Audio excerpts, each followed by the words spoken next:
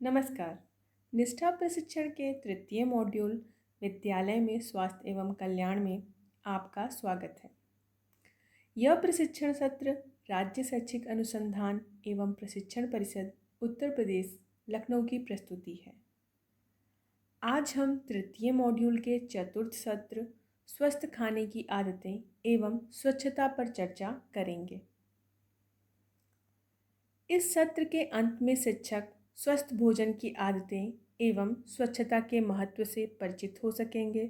शिक्षक अच्छे स्वास्थ्य के लिए संतुलित आहार की आवश्यकता को समझ सकेंगे। शिक्षक बच्चों को संतुलित आहार का सेवन करने के लिए प्रेरित करने के तरीकों से परिचित हो सकेंगे। शिक्षक बच्चों में स्वच्छता की स्वस्थ आदतें विकसित करने के तरीकों से परिचित हो सकेंगे। इस सत्र में चर्चा के मुख्य बिंदु इस प्रकार हैं। भोजन क्या है, संतुलित आहार क्या है और संतुलित भोजन का महत्व, डिब्बाबंद भोजन व जंक फूड खाने के नुकसान, वजन घटाने या बढ़ाने हेतु कृत्रिम दवाओं के प्रयोग के नुकसान, स्वस्थ खाने की आदतें, शारीरिक तथा परिवेशीय स्वच्छता का महत्व, अच्छे स्वास्थ्य एवं वर्तमान परिप्रेक्ष्य में स्वच्छता का महत्व, स्वच्छता की स्वस्थ आदतें। आइए अब बात करते हैं भोजन क्या है। तो ऐसा कोई भी पदार्थ जो शर्करा, प्रोटीन आदि से बना हो और जीव जगत द्वारा ऊर्जा प्राप्ति के उद्देश्य से ग्रहण किया जाता हो, उसे हम भोजन कहते हैं। हम न केवल जीवित रहने के लिए बल्कि स्वस्थ व सक्रिय रहने के लिए भी भोजन करते हैं। दूसरे शब्दों में हम कह सकते हैं कि भोजन ऊर्जा का एक स्रोत है जो हमें कार्य करने की शक्ति देता है। अब बात करते हैं संतुलित आहार के बारे में। वह भोजन जिसमें सभी पोषक तत्व जैसे कार्बोहाइड्रेट, प्रोटीन, वसा, विटामिन व खनिज लवण उचित मात्रा में हो, उसे संतुलित भोजन या संतुलित आहार कहते हैं। दिए गए चित्र के माध्यम से हम समझ सकते हैं कि हमारे संपूर्ण भोजन का 40% भाग फल व सब्जियां होनी चाहिए, जिनसे हमें विटामिन व खनिज लवण प्राप्त होते हैं। 25% भाग साबुत अनाज, गेहूँ, मक्का, चावल आदि का होना चाहिए, जिनसे हमें कार्बोहाइड्रेट प्राप्त होता है। 25% भाग प्रोटीन का स्रोत, जिनमें दालें, दुग्ध उत्पाद, अंडा, मांस, मछली आदि होते हैं, तथा शेष 10% भाग तेल, घी आदि वसायुक्त खाद्य पदार्थों का होना चाहिए। आइए अब बात करते हैं संतुलित आहार के महत्व की। संतुलित आहार का महत्व भारत जैसे देश जहां प्रोटीन, एनर्जी, माल न्यूट्रिशन तथा क्वाशरकोर जैसे रोगों से बहुत से बच्चे ग्रसित रहते हैं, शिक्षक होने के नाते हमारा यह दायित्व है कि हम सभी बच्चों को संतुलित भोजन या पौष्टिक भोजन करने के लिए प्रेरित करें। हमारे आसपास आसानी से उपलब्ध मौसमी फल तथा सब्जियों के महत्व को बच्चों को समझाकर उन्हें खाने के लिए प्रेरित किया जा सकता है। इसके लिए कुछ रुचिपूर्ण गतिविधियों का भी सहारा लिया जा सकता है, जैसे शिक्षक विद्यालय परिसर में बच्चों के सहयोग से किचन गार्डन विकसित करें, जिसमें शिक्षक बच्चों के साथ मिलकर सब्जियां उगाएं, तो इससे सब्जियों के प्रति बच्चों का आकर्षण भी बढ़ेगा और इससे उन्हें सब्जियां खाने के लिए आसानी से प्रेरित भी किया जा सकता है। यदि हम प्रेरित करने के अन्य तरीकों की बात करें तो इसमें एक तरीका यह भी हो सकता है कि हम विद्यालय परिसर में फल व सब्जी मेले का आयोजन करवाएं। विद्यालय में बच्चों के द्वारा फल व सब्जी मेले का आयोजन करवाकर बच्चों में हरी सब्जियां, मौसमी फल जो कि उनके आसपास आसानी से उपलब्ध हों को खाने के लिए रुचि पैदा की जा सकती है।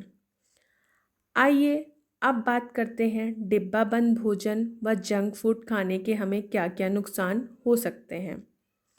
पैकेट बंद नूडल, सूप, में काफ़ी मात्रा में स्टार्च व नमक होता है। इसके अलावा इसमें मोनोसोडियम ग्लूटामेट होता है, जिससे ज़्यादा खाने से विकृत भी उत्पन्न हो सकती है। डिब्बाबंद खाद्य पदार्थों को खराब होने से बचाने के लिए विभिन्न रसायनों का इस्तेमाल किया जाता है, जो हमारे शरीर के लिए बहुत हानिकारक होते हैं। आइए हम इस एक छोटे से वीडियो के माध्यम से यह समझने का प्रयास करते हैं। गुड मॉर्निंग बच्चों। बच्चों, नाश्ता तो आप सब करके आए होंगे। ये बताइए कि आप सबको खाने में क्या क्या पसंद है? बर्गर, चाउमीन, चाट, गोलगप्पे। अच्छा, तो बच्चों ये बताओ, हम खाना खाते क्यों हैं? सर, हम खाना तब खाते हैं जब हमें भूख लगती है। सर, मुझे तो जब भूख लगती है मैं राजन चाचा के ठेले पे जाके चाउमीन खा लेता हूँ। हाँ, ज्यादातर बच्चों को यही सारी चीजें तो पसंद आती हैं, लेकिन आपको पता है बच्चों, ये चीजें हमारी सेहत और शरीर को नुकसान पहुंचाती हैं। नुकसान? हाँ, नुकसान। तो बच्चों, आज हम इसी बारे में बात करेंगे कि हमें क्या खाना चाहिए और क्या क्या चीजें नहीं खानी चाहिए। बच्चों, बर्गर, चाउमीन, चाट, समोसे वगैरह खाने से हमारा पेट तो भर जाता है, लेकिन हमें सही पोषक तत्व नहीं मिलते हैं। हमें हरी पत्तेदार सब्जियां, फल, दूध, दालें, अनाज खाने से हमें बहुत तरह के पोषक तत्व प्राप्त होते हैं और इन पोषक तत्वों से हमारा शरीर बीमारियों से लड़ता है और स्वस्थ रहकर सुरक्षित होता है। सारे बच्चों ने अपने खाने पीने की आदतों में सुधार कर लिया, लेकिन प्रियांशु, उसने अपने टीचर की बात बिल्कुल भी नहीं सुनी। बेटे प्रियांशु, चलो ये जो बोर्ड पे लिखा है इसको पढ़कर बताओ। क्या हुआ बेटे प्रियांशु? सर, मुझे कुछ ठीक ठीक दिखाई नहीं दे रहा।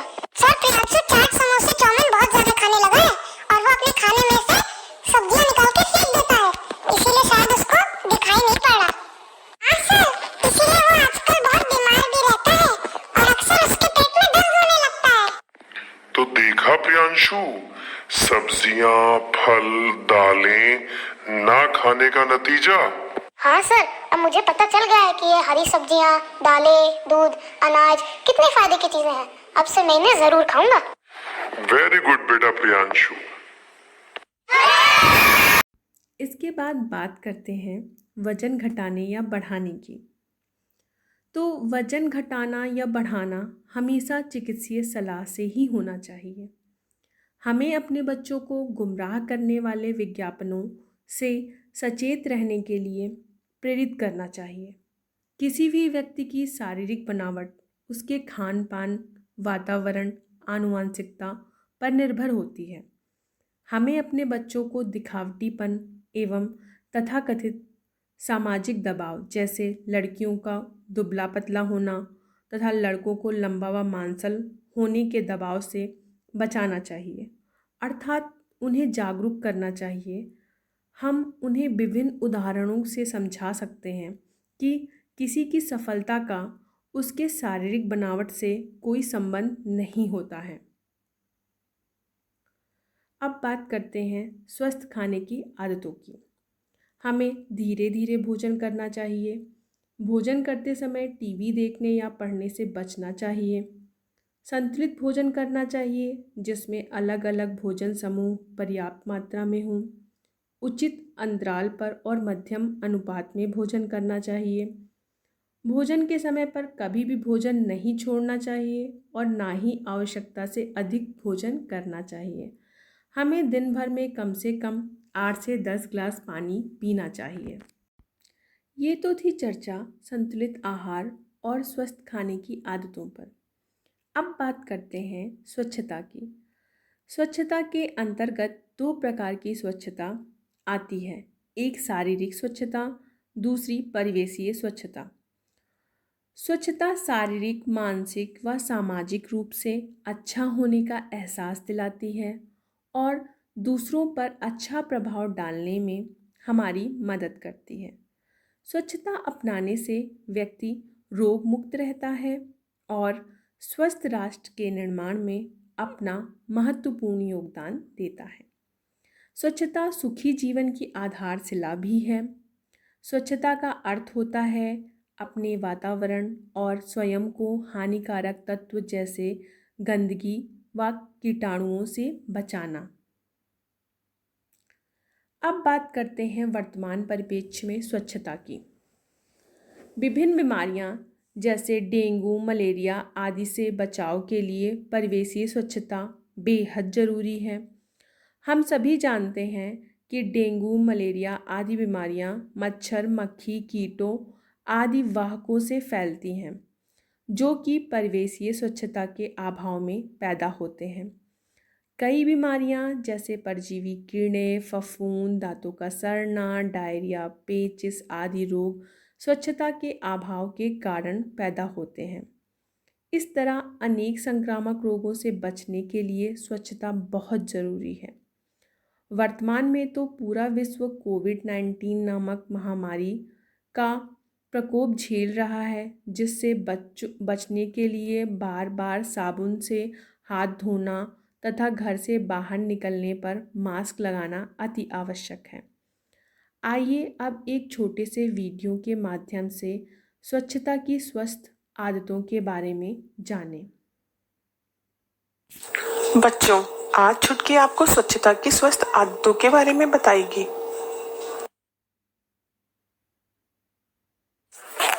नमस्ते, मैं हूँ चुटकी। आज मैं आपको सफाई की छोटी छोटी आदतों के बारे में बताऊंगी।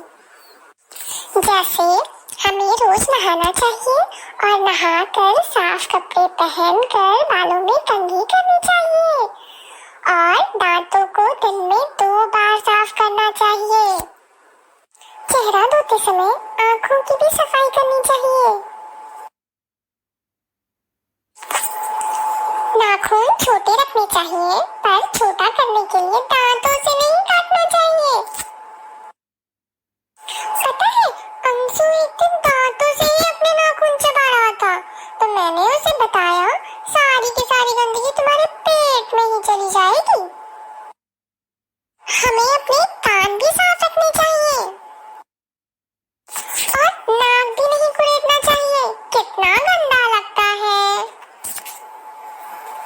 भोजन के बाद कुल्ला करना चाहिए और शौचालय जाने के बाद साबुन से हाथ धुलने चाहिए और कोरोना के टाइम में तो बार बार साबुन से हाथ धुलकर और मास्क लगाकर ही बाहर जाना चाहिए। अपना घर और स्कूल साफ सुथरा रखना चाहिए। Thank you. बहुत अच्छे बेटा छुटकी। आज हमने स्वच्छता के बारे में काफ़ी बातें की, जिनसे हम सभी पहले से भी परिचित हैं। फिर भी अक्सर सड़कों पर, बाज़ारों में, सार्वजनिक स्थानों पर बहुत सी गंदगी देखने को मिलती है। फिर मैं सोचती हूँ, कमी कहाँ है? आप विचार करिएगा, मैं भी विचार करूँगी। इसी के साथ आप सभी का बहुत बहुत धन्यवाद। नमस्कार।